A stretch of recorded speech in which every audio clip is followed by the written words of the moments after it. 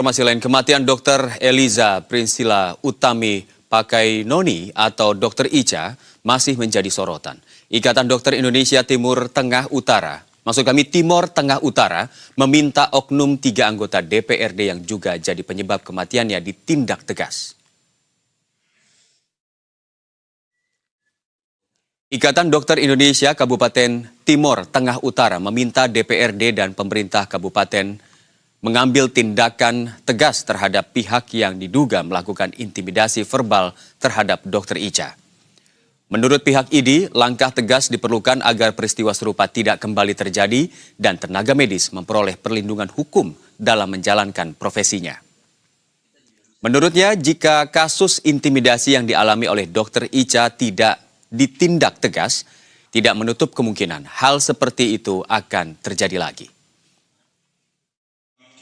Diwakili oleh Bapak menambah, apakah memungkinkan nanti diadakan rapat dengan pendapat dengan anggota DPRD supaya nanti bisa ditindaklanjuti, apakah ada perda atau pergub dan lain-lain yang mengatur, yang disertai alur apabila hal seperti ini terjadi.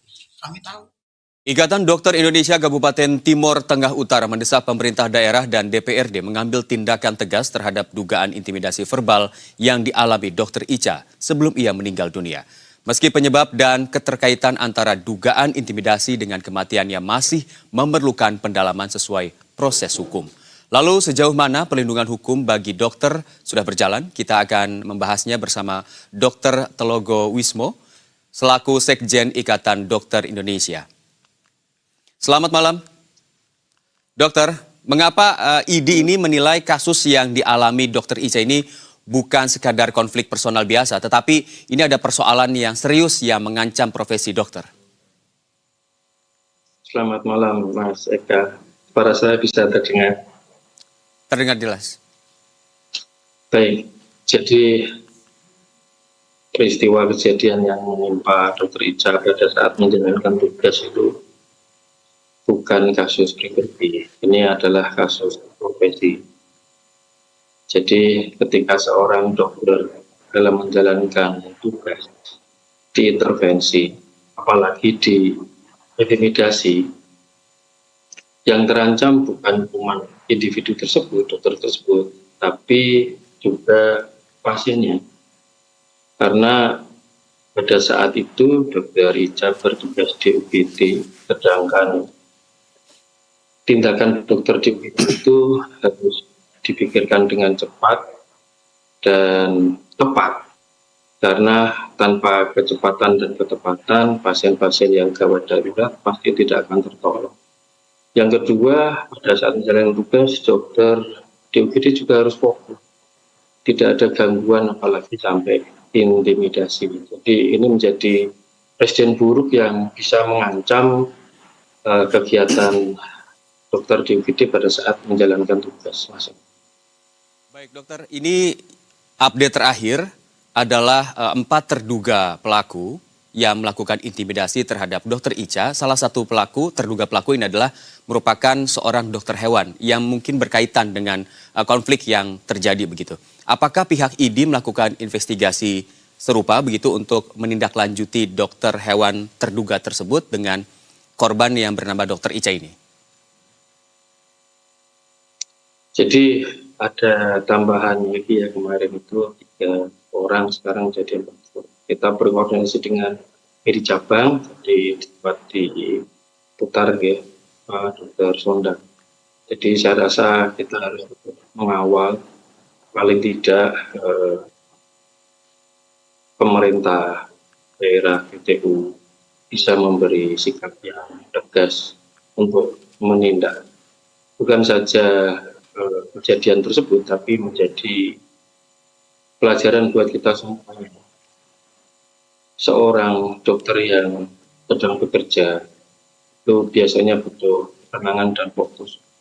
Masyarakat juga begitu, kadang memiliki ekspektasi yang terlalu tinggi, sedangkan ini rumah sakit yang kecil, mungkin fasilitas dan alat-alatnya juga terbatas, sehingga perlu koordinasi, butuh konsultasi yang membutuhkan waktu. Kadang masyarakat itu tidak sabar ketika seorang dokter sedang memproses pasien-pasien yang berat. Saya rasa teman-teman di cabang akan ikut mengawal kasus tersebut. Mas Eka. Baik, Dok, ini kan kita melihat bahwa kasus seperti Dokter Ica yang diduga mendapat intimidasi ini tidak terjadi sekali dua kali. Mungkin dokter bertemu dengan kasus-kasus serupa gitu di waktu-waktu sebelumnya.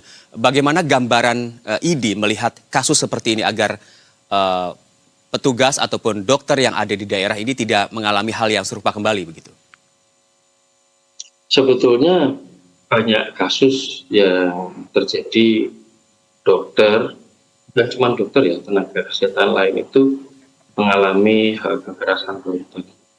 Tapi yang paling parah ini kan Dokter Ica, sehingga dia sampai meninggal.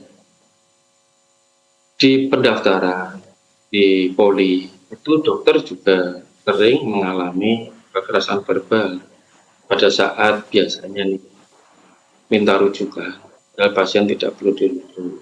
Itu juga sering ikut.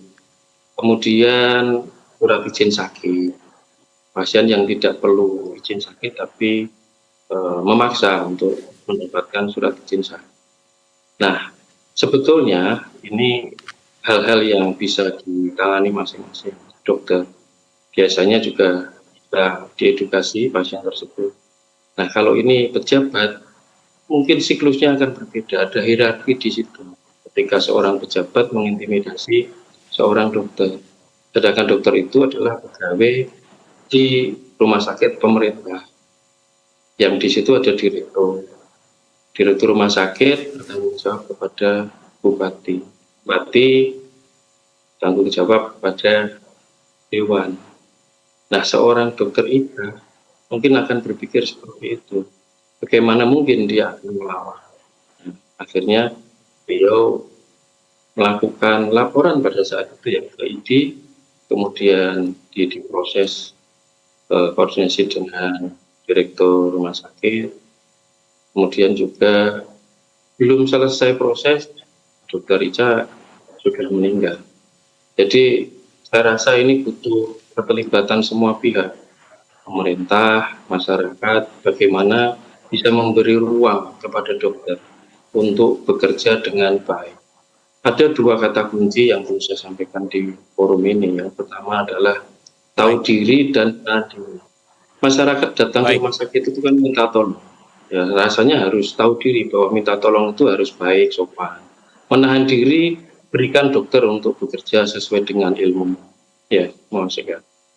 Baik, terakhir dokter, dokter ini maksud saya adalah bagaimana seorang dokter bisa menolak secara khusus begitu ya terhadap tekanan atau intervensi dari pihak keluarga ataupun mungkin pihak keluarganya merupakan seorang pejabat begitu? Bisa. Seorang dokter kan bekerja tidak hanya seorang diri. Di situ ada teman-teman rekan sejawat, ada atasan, sehingga tinggal lapor saja atasan. Ini ada intervensi, ada intimidasi. Tidak harus ditanggung sendiri. Kalau ditanggung sendiri ya seperti ini akibatnya. Sedangkan di rumah sakit itu kan banyak ada petugas keamanan yang bisa mengeluarkan orang-orang yang kira-kira mengganggu kegiatan petugas dokter tersebut. Kemudian bisa lapor ke atasan dan seterusnya. Baik, terima kasih Dr. Telogo Wismo selaku Sekjen dari Ikatan Dokter Indonesia. Semoga kasus yang dialami Dr. Ica tidak terulang kepada tenaga medis yang lain ataupun dokter yang lain. Amin. Terima kasih atas waktunya dan selamat malam. Selamat malam.